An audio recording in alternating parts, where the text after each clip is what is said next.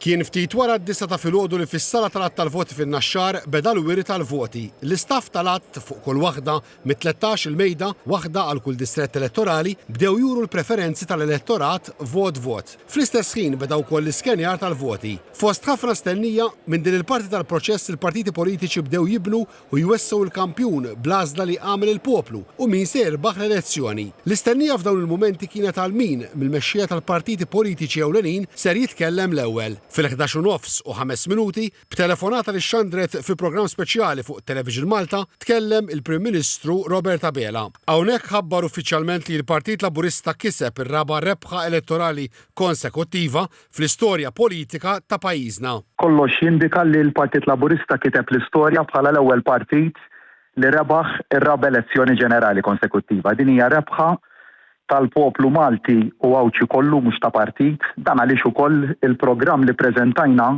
u li issa minnu fih sejrin intelqu l-ħidma dwar huwa programm għall-poplu Malti u għawċi kollu. L-indikazzjonijiet huma wkoll li minkejja li din hija r-raba' rebħa il-Partit Laburista ngħata mandat b'saħħtu.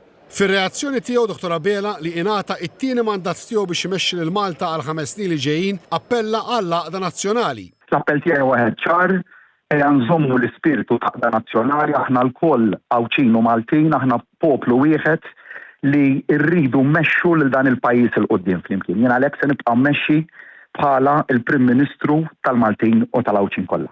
Rid nirringrazzja wkoll il-poplu ta' kemm nipparteċipa biħġaru f'dan il-proċess demokratiku u lill-partitarji tal-Partit Laburista ċelebraw fi spirtu ta' rispett sħiħ. Ejja nibqgħu inżommu l-ispirtu sabiħ illi kellna fil-kampanja elettorali. Ma' tmiem ta' din id-dikjarazzjoni f'diversi toroq u lokalitajiet ingħata bidu għal ċelebrazzjonijiet kbar tar-raba' rebħa konsekuttiva tal-Partit Laburista. Kmieni wara nofsinhar il-mexxej Laburista Robert Abela żar iċ-ċentru tal-att tal-voti fin-Naxxar u fl-ewwel kummenti tiegħu stqal li l-Partit Laburista ingħata mandat b'saħħtu.